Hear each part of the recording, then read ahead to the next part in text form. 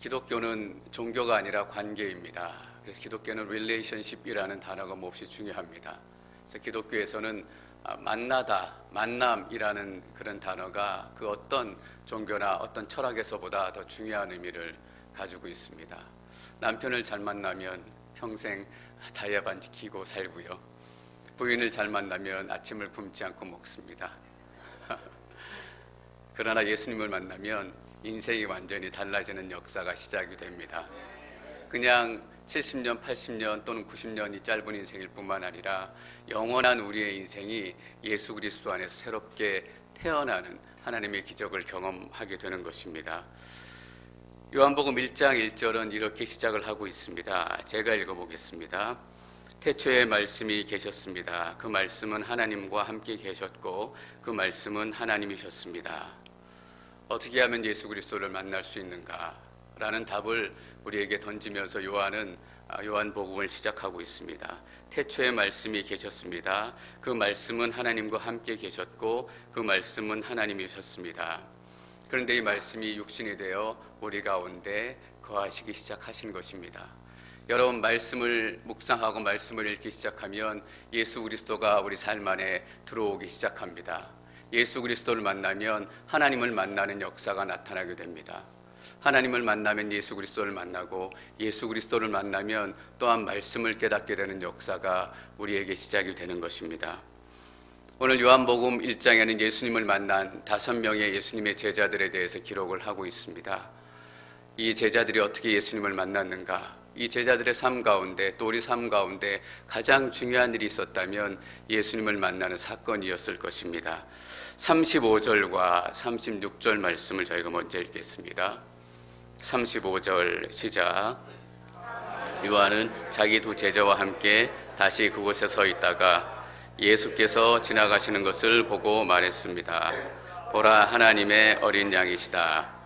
여기서 다음 날이라고 하는 것은 예수님께서 세례 받으신 다음 날입니다. 요한과 요한의 두 제자, 한 사람은 요한복음을 기록한 요한으로 추정이 되고요. 한 사람은 오늘 말씀에도 나오겠지만 안드레입니다. 그 제자와 함께 다시 그곳에 서 있다가 그곳은 예수님이 세례를 받았던 그 장소입니다. 그런데 마침 그 서 있는데 예수님이 그곳으로 지나가고 계십니다. 그때 세례 요한이 예수님을 가리키면서 이렇게 이야기합니다. 예수께서 지나가시는 걸 보고 말했습니다. 보라, 하나님의 어린 양이시다.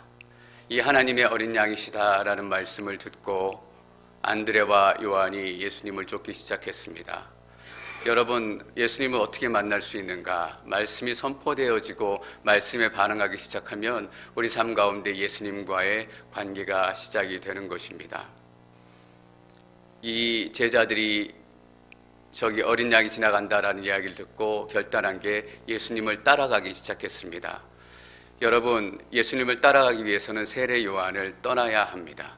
건강한 가정을 세우기 위해서는 부모님을 떠나야 하는 것처럼 예수님을 진정으로 만나기 위해서는 세례 요한을 떠나야만 합니다. 사실 세례 요한이 잘못한 게 하나도 없습니다. 예수님에 대해서 잘 가르쳤고 회개에 대해서 잘 가르쳤고 세례 요한이 정말 좋은 사역을 했기 때문에 세례 요한에게 문제가 있었기 때문에 떠나는 것이 아닙니다. 예수님을 더 잘 만나기 위해서 우리가 좋은 양육자를 만나고 좋은 목사님을 만나고 좋은 믿음의 선배들을 만나지만 예수님을 더 깊이 만나기 위해서는 그분들을 떠나서 예수님에게로 가야 됩니다. 양육자도 예수님이 아니고 목사도 예수님이 아니고 믿음의 선배들도 예수님이 아닙니다. 제자들은 세례 요한을 떠나서 예수님에게로 향하기 시작했습니다. 말씀이 선포되어지는 곳에 이런 역사가 반드시 나타납니다. 때때로는 말씀을 전하는 설교자나 말씀을 듣는 회중들이나 말씀 듣는 것에 지칠 때가 있고 또 말씀을 전하는 것에 지칠 때가 있습니다.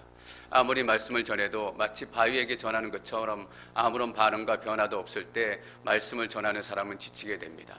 또 말씀을 듣는 사람들은 설교의 홍수 또 여러 말씀을 듣다 보니까 이번 주에 말씀을 듣고 다음 주에 또 말씀을 듣고 마치 그것이 매일의 일상의 삶인 것처럼 지루하게 지나가 버릴 때가 있습니다. 여러분, 그러나 하나님의 말씀이 선포되어지는 곳에 이러한 역사가 나타난다는 것을 다시 한번 우리가 믿음으로 선포해야 합니다. 때때로 하나님의 말씀이 들어오지 않을 때 그 이유는 무엇일까?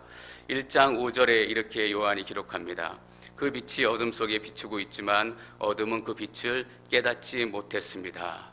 여전히 우리 가운데 어둠이 머물러 있기 때문입니다. 때로는 그것이 죄일 수도 있고 우리의 습관일 수도 있고 우리의 편견일 수도 있지만 그것 때문에 하나님의 말씀이 우리 가운데 선포되었음에도 불구하고 빛이 우리 가운데 임했던 것을 깨닫지 못할 때가 있다라는 겁니다.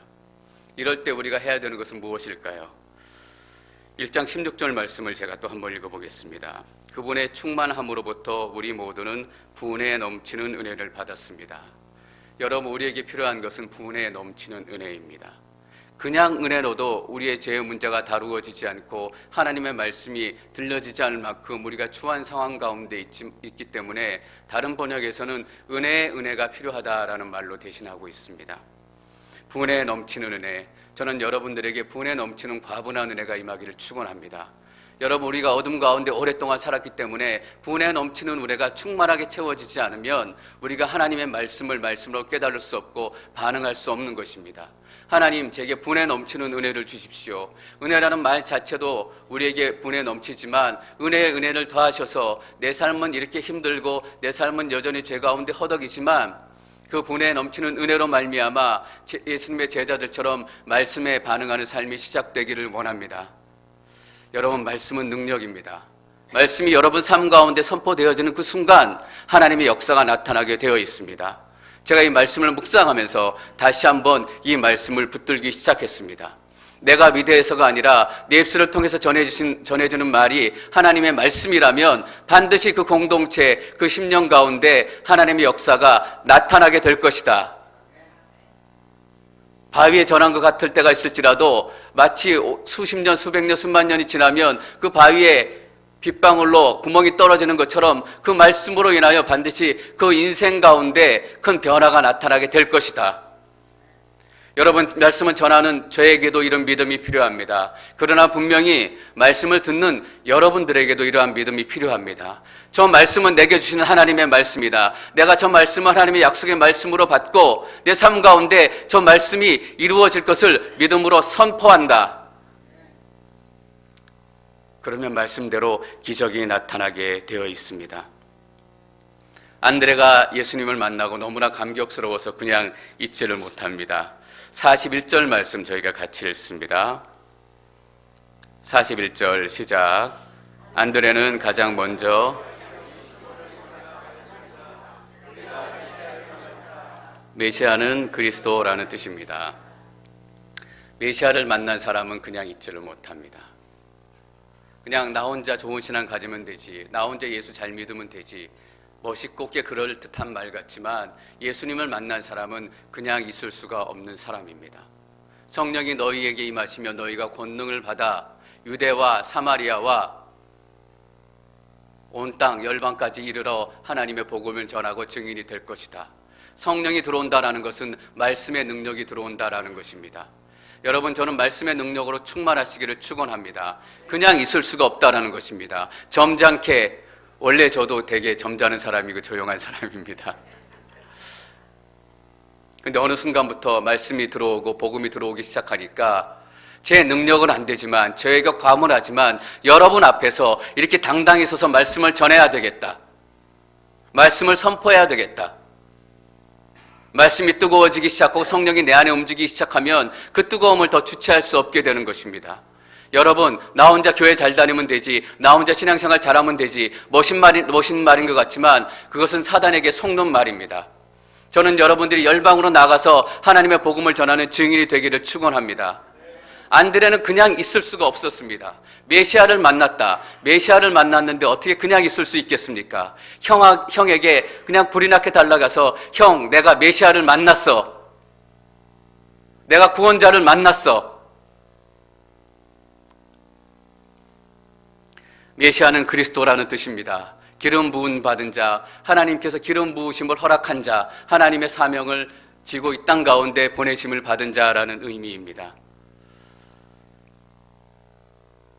안드레와 요한, 베드로가 그래서 이렇게 해서 예수님을 만나게 됐습니다. 다음은 빌립의 이야기가 또 잠깐 나오기 시작합니다. 43절과 44절 함께 읽습니다. 43절, 44절 시작. 다음 날 예수께서 갈릴리로 떠나시려다 빌립을 만나 말씀하셨습니다. 나를 따라라. 빌립도 역시 안드레와 베드로처럼 베세다 마을 출신이었습니다. 안드레와 요한은 세례 요한이 선포하는 말씀을 듣고 반응했습니다. 그리고 형 베드로는 안드레를 통해서 복음이 전해졌습니다. 빌립은 어떻게 해서 예수님을 만나게 되는가? 예수님이 찾아가셨습니다. 다음 날 예수께서 갈릴리로 떠나시다가 빌립을 만나 말씀하셨습니다. 예수님이 빌립을 발견했다라는 의미입니다. 여러분, 어떤 사람은 말씀을 통해서, 어떤 사람은 기적을 통해서 예수님을 만나는데, 어떤 사람은 또한 예수님께서 불쌍히 계셔서 뜻하지 않은 그곳에서 예수님께서 찾아가시는 역사가 나타나게 되는 것입니다. 저 인간 언제 예수님 만나지? 저 인간 언제 인간 되나? 아무리 얘기해도, 아무리 복음을 전해도 듣지도 않고 반응하지도 않을 것 같은 그 인생. 그런데 그런 사람들이 떠오르면 이렇게 제가 기도하기 시작합니다. 하나님, 어느 날 문득 예수님 만나게 해주십시오. 예수님이 찾아가 주셔서 그 마음 가운데 들어가 주시고 예수님을 인격적으로 만나는 역사가 나타날 수 있도록 도와주시옵소서. 예수님께 찾아가 주신다라는 얘기입니다. 찾아가 주셔서 만나 주시고 예수님께서 은혜를 베푸시기 시작하십니다. 그리고 이렇게 말씀하세요. 나를 따르라. 빌립에게는 무슨 뚱딴지와 같은 소리였을지도 모르겠습니다. 전 여러분의 삶 가운데 이 소리가 들려지기를 축원합니다. 나를 따르라. 이런 음성이 여러분 가운데 들려질 때 이 이유 저 이유 되지 마시고 예, 예수님, 내가 예수님을 따라가겠습니다 라고 고백하시기를 바랍니다. 예수님을 따라하고 예수님의 제자가 되는데 많은 이유와 많은 지식이 필요 없습니다. 예수님께서 부르실 때 예, 예수님의 제자가 되겠습니다. 예수님을 따라하겠습니다 라는 그 믿음의 고백으로 우리 삶 가운데 놀라운 예수님의 역사가 시작이 되는 것입니다. 45절 말씀 저희가 함께 읽습니다. 45절 시작. 나다나엘을 찾아가 말했습니다.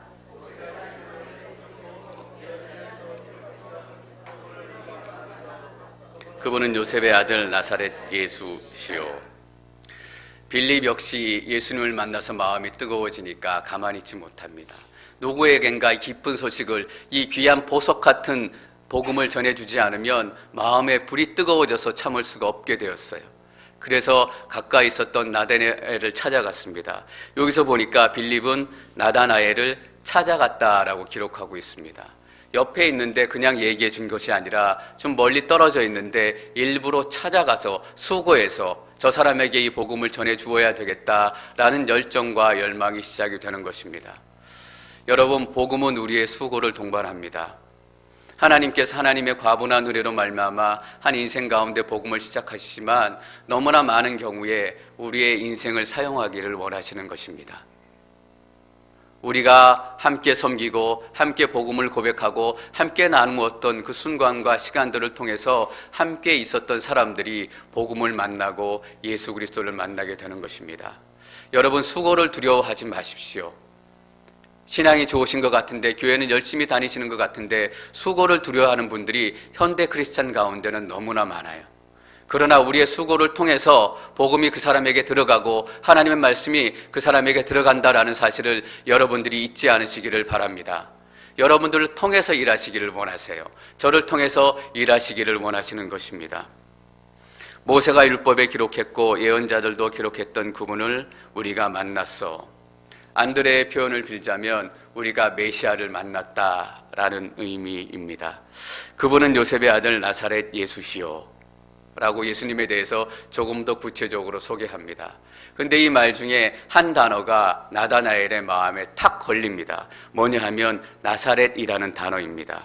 46절 말씀 저희가 함께 읽습니다. 46절 시작. 나다나엘이 물었습니다. 나사렛에서 무슨 선한 것이 나오겠습니까? 빌립이 말했습니다. 와서 보시오. 사실 나다나엘이라는 이름은 요한복음에 딱 2번 나옵니다. 처음 1장에 한 번 나오고 또 21장 맨 마지막에 베드로가 디베랴 바닷가에서 예수님 만나기 전에 그물을 던지는 그 순간에 이 나다나엘이 함께 있습니다. 다른 곳에서는 나다나엘이라는 이름도 나오지 않고 다른 복음서에 보면 빌립이라는 이름 옆에 바돌로메라는 이름이 대신 나옵니다. 그래서 바돌로메가 나다나엘인 것 같다라고 학자들은 추정합니다. 나다나엘이 어떤 일을 했다, 어떤 하나님의 일들을 감당했다라는 기록이 한 군데도 나오지 않습니다. 그런데 오늘 보면 나다나엘이 예수님을 만난 사건을 비교적 길게 설명을 하고 있습니다. 왜일까? 바로 이 부분 때문입니다. 나사렛에서 무슨 선한 것이 나오겠는가? 나다나엘은 꽤 하나님의 말씀에 정통했던 사람이었던 것 같습니다. 그래서 예수님 메시아는 베들레헴에서 나온다라는 것을 알고 있었고, 특별히 당시에 나사렛은 촌동네였기 때문에 특별히 이방 문화가 많이 점령하고 있었던 그런 어부 작은 마을이었기 때문에 나다나엘의 마음 가운데는 나사렛은 아니다라는 마음이 있었던 거예요. 차라리 오신다면 예루살렘, 종교의 본고장인 예루살렘에서 예수님께서 오시는 게 맞다라고 생각한 거예요. 나사렛은 절대로 아니다라고 그 마음 가운데 있었어요. 여러분, 우리 삶 가운데 너무나 많은 나사렛이 있다라는 걸 아세요? 나사렛이라는 장애물 때문에 예수님을 만나지 못하고 우리의 편견과 우리가 가지고 있었던 이전의 생각 때문에 예수님을 깊이 만나지 못하는 거예요. 저도 저 나름대로의 나사렛 때문에 고민을 하고 씨름을 할 때가 많아요. 앵커리지 와서 제가 이제 3년째로 접어들어요. 근데 제 안에 자꾸 커져가고 있는 나사렛에 대한 생각들이 있어요. 뭐냐면 앵커리지에서는 청년 사역, 청년 목회가 안 된다라는 거예요. 청년들이 이렇게 없는데, 청년들이 예수 믿고 뜨겁게 기도하는 청년들이 이렇게 없는데 청년 목회가 어떻게 시작이 될 수 있겠는가? 그런 나사렛이 제 마음 가운데 자꾸 시작이 되는 거예요. 그래서 앵커리지에서 무슨 청년 목회가 시작이 될까? 앵커리지에서 무슨 청년들이 모여서 집회를 할 수 있을까? 이런 편견과 잘못된 생각들이 시작이 되는 거예요. 저는 기도할 때마다 그 편견과 가지고 싸워요. 시간이 지나면 지날수록 그 편견이 줄어드는 것이 아니라 자꾸 커져가고 있는 것을 느끼기 때문이에요. 그럴 때마다 예수 그리스도의 이름으로 선포하고 예수 그리스도의 이름을 대적하고, 하나님 이 땅 가운데도 하나님의 역사가 분명히 나타나게 될 것입니다. 하나님의 역사가 이 땅 가운데 일어나게 될 것입니다. 제가 한 기사를 읽었어요.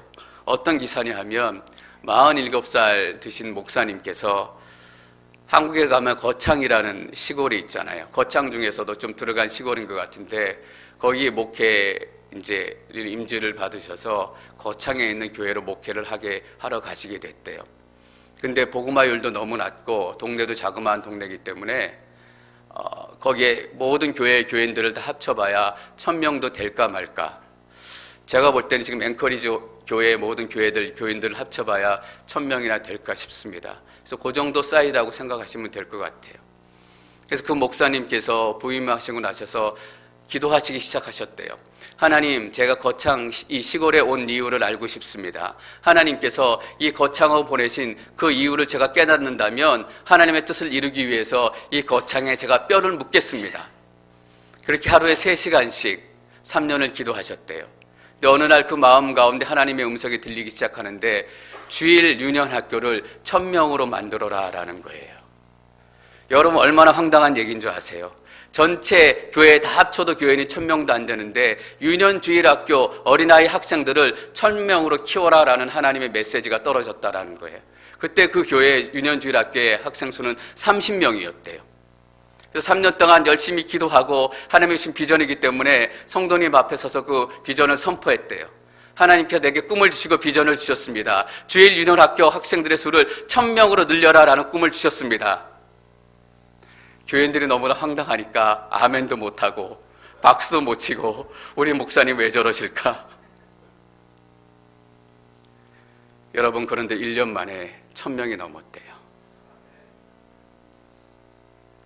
어른들은 복음화율이 10%도 안 되는데 어린아이들이 복음화율이 50%가 넘게 됐다라는 거예요. 저는 그 기사를 읽으면서 제 안에 점점 커져가고 있는 나사렛에서 뭐 선한 것이 나올 수 있을까? 부끄러웠어요. 왜 자꾸 나사렛에서 이 선한 것이 나올 수 있을까? 이 장애물들이, 편견들이, 어쩌면 내 인생의 고집들이 자꾸 커져가고 있을까? 그만큼 기도하지 않았기 때문이다라는 답을 얻었어요. 목사님이 3시간씩 매일 기도하셨대요.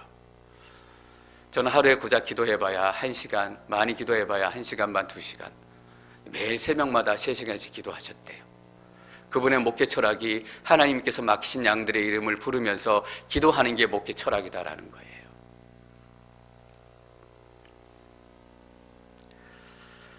여러분 안에 있는 나사렛은 무엇인지 여러분들한테 묻고 싶어요.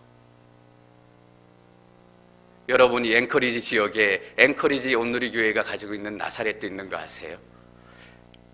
너무 여러분들 성도님들이 기도해 주시고 많이 노력해 주시고 헌신해 주셔서 이전같이 그렇게 자주 그런 소리가 들리진 않아요.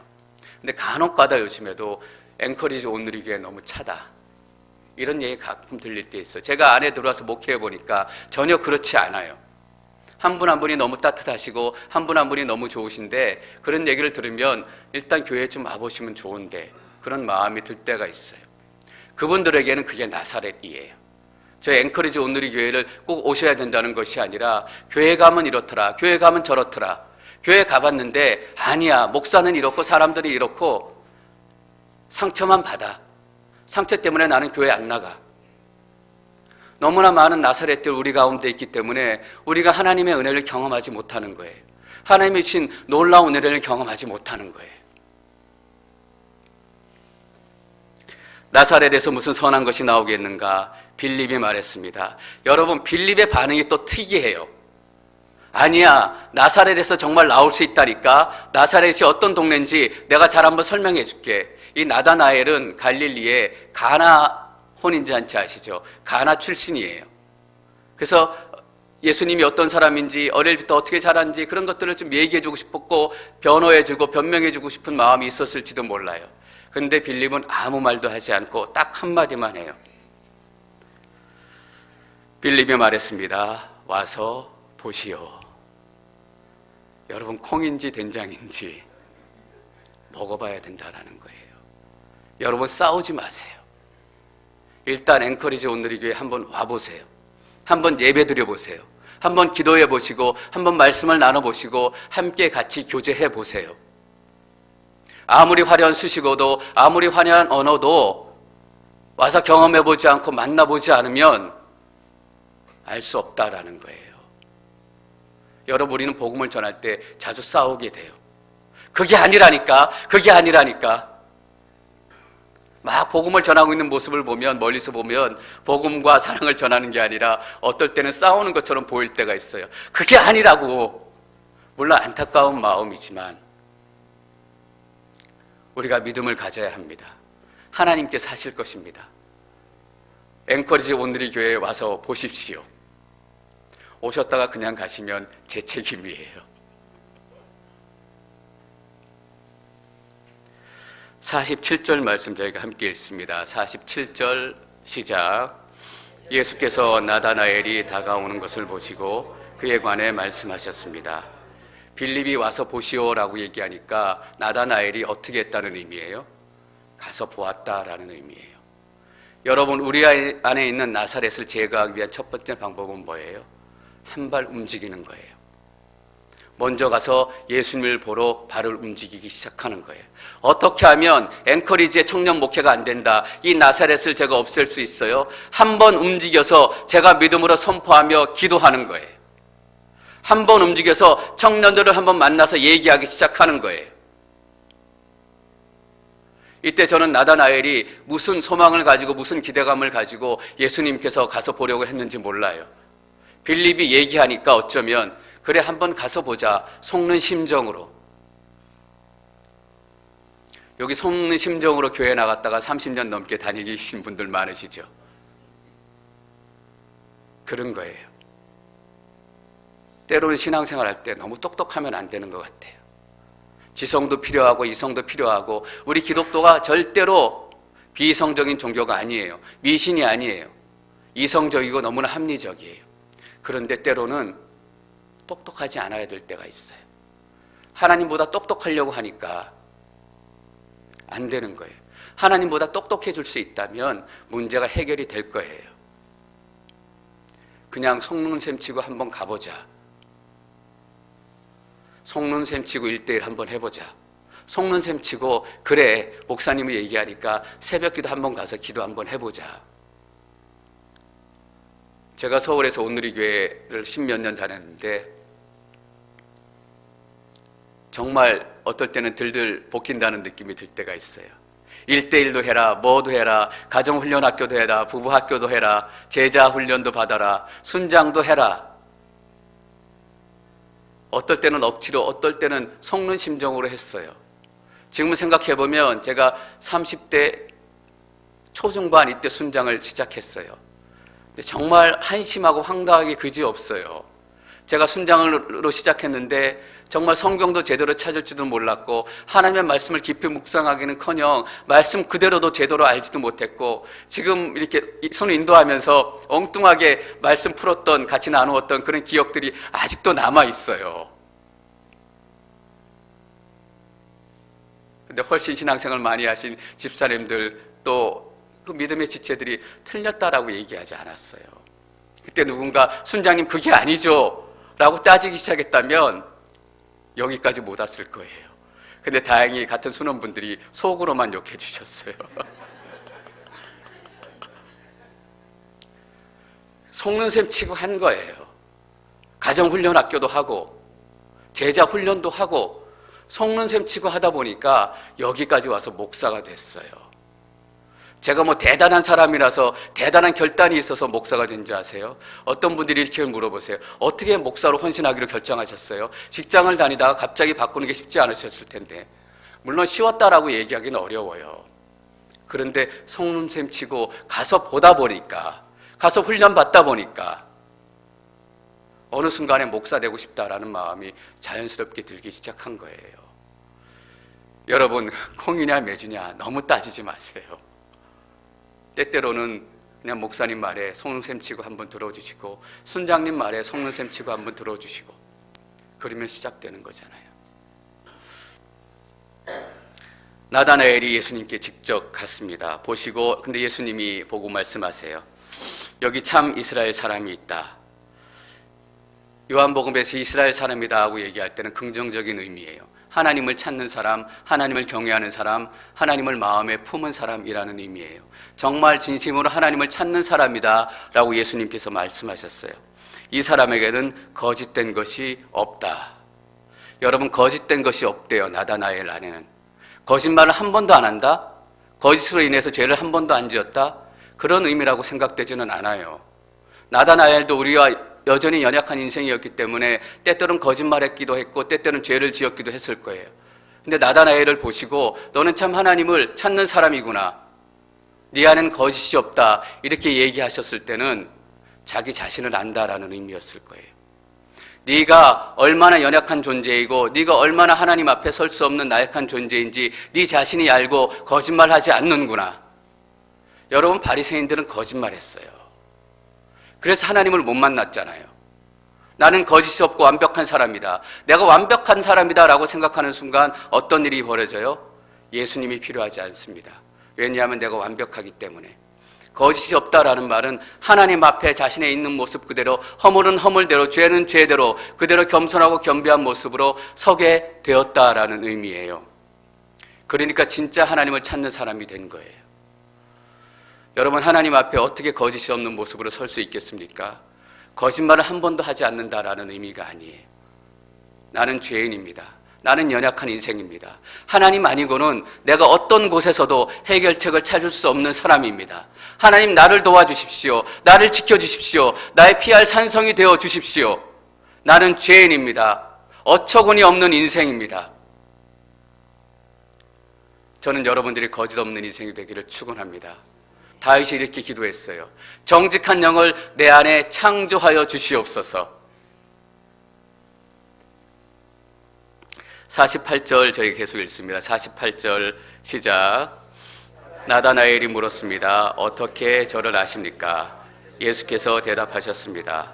빌립이 너를 부르기 전 내가 무화과 나무 아래 있을 때 내가 보았다. 어떻게 저를 아십니까? 딱 자기의 마음을 꿰뚫어 본 거를 나다나엘이 안 거예요. 여러분, 말씀 읽을 때 이런 감동이 올 때가 있지 않으세요? 어쩌면 이 말씀 내 마음하고 똑같을까? 어쩌면 이 말씀 내 상황 가운데 이렇게 큰 위로가 될까? 하나님께서 얼마나 나를 잘 아시기에 이 시기에 이 말씀을 내게 허락하실까? 연말에 연초에 저희가 말씀을 뽑았잖아요. 저희가 뽑기 하는 것처럼 야 좋은 말씀 뽑으면 올해 운수 대통이다 이런 의미가 아니에요. 그런 의미로 뽑는다면 말씀 뽑는 거 이렇게 다 없애야 돼요. 미신이 아니에요. 이 말씀 뽑아서 이 말씀 붙들고 1년 동안 내가 위로의 말씀으로 붙들고 기도하겠다라는 결단이에요. 올해 네 인생 가운데 이 말씀의 위로와 능력이 필요하다. 어떤 분들이 말씀을 뽑고 저에게 오셔서 말씀해 주세요. 제 상황이 이런데 제 상황하고 너무나 딱 맞아요. 어떻게 하나님께서 이런 말씀을 주셨는지 모르겠어요. 그 말씀 붙들고 기도하는 거예요. 그 말씀 붙들고 1년을 버티는 거예요. 어떨 때는 1년을 버티는 거로 나갈 때도 있잖아요. 너무 힘들어서. 하나님, 이 말씀이 내 안에 있습니다. 나를 잘 아시는 하나님께서 이 말씀 주셨으니 나다나엘이 깜짝 놀라는 거예요. 어떻게 저를 아십니까? 그리고 예수님께서 빌립아, 너를 부르기 전에 너를 만나기 전에 무화과 나무 아래에 있을 때 내가 보았다. 놀라운 말씀이잖아요. 나다나엘이 예수님을 보러 온 거예요. 근데 나다나엘이 예수님 보러 오기 전에 예수님은 어떻게 하세요? 벌써 나다나엘을 보고 계셨어요. 우리가 예수님에게 나아가기 전에 벌써 예수님은 우리에게 오기 시작한 거예요. 우리가 하나님에 가기 전에 벌써 하나님이 우리에게 오기 시작하신 거예요. 우리를 먼저 아시는 하나님, 우리에게 먼저 다가오시는 하나님. 무화과 나무 있을 때, 어려움 가운데 있을 때, 또 다른 인생의 여러 가지 상황 속에 있을 때 하나님께서 먼저 다가오세요. 말씀을 주시잖아요. 위로의 사람들을 보내주시잖아요. 또 여러 가지 막힌 문들도 열어주시고. 저는 이 예수님 만나기를 축원합니다. 그래서 예수님을 만난 사람들이라는 제목은 사실은 틀려요. 예수님이 만나주신 사람들이에요. 우리가 만나기 이전에 하나님께서 우리를 먼저 만나주시지 않으셨다면, 예수님께서 우리를 만나주시지 않으셨다면 우리는 예수님을 만날 수 없었던 인생이에요. 49절 말씀 저희가 계속 읽습니다. 49절 시작. 라삐여, 당신은 하나님의 아들이시며 이스라엘의 왕이십니다. 당신은 하나님의 아들이시며 이스라엘의 왕이십니다. 베드로가 나중에 이렇게 고백합니다. 주는 그리스도시요 살아계신 하나님의 아들이십니다. 예수님께서 공생애를 시작하시고 2년이나 지나야 베드로가 그 놀라운 신앙 고백을 시작해요. 근데 예수님을 처음 만난 나다나엘이 요한복음 1장에서 베드로와 같은 놀라운 신앙의 고백을 시작하는 거예요. 당신은 하나님의 아들이시며 이스라엘 왕이십니다. 예수님이 우리 안에 들어오기 시작하고 하나님의 말씀이 역사하기 시작하면 내가 다 몰라도 때때로는 놀라운 고백을 시작하게 돼요. 하나님, 내가 하나님께 헌신하며 살겠습니다. 예수님의 제자로 살겠습니다. 그 의미를 어떨 때는 다 모르고 고백할 때가 있어요. 그런데 그렇게 고백하고 살다 보니까 예수님의 제자의 모습으로 살아가고 있는 거예요. 하나님의 백성으로 살아가고 있는 거예요. 그리고 한참 뒤에 내 고백이 이런 거였구나, 내 신앙의 고백이 이런 거였구나 돌아보면서 정말 그때는 아무것도 몰랐는데 대단한 고백이었다. 제가 예수님 처음 만나고 묵상을 배우면서 묵상하기 시작하고 노트에 적기 시작했어요. 그때 다 감동과 묵상의 내용을 알지 못하고 주신 감동대로 기록한 부분들이 있어요. 지금 봐도 놀라울 때가 있어요. 어떻게 그때 내가 이런 묵상을 했지? 분명히 아무것도 몰랐을 거야. 하나님의 감동으로 하나님을 알게 되는 거예요. 말씀이 들어오면 예수님을 만나게 되고 예수님을 만나면 하나님을 만나게 되기 때문이에요. 여러분, 주는 그리스도시요 살아계신 하나님의 아들이십니다. 예수님을 만나지 않은 사람은 이 놀라운 고백을 시작할 수 없어요. 50절 51절 계속 읽습니다. 50절 51절 시작. 예수께서 그에게 말씀하셨습니다.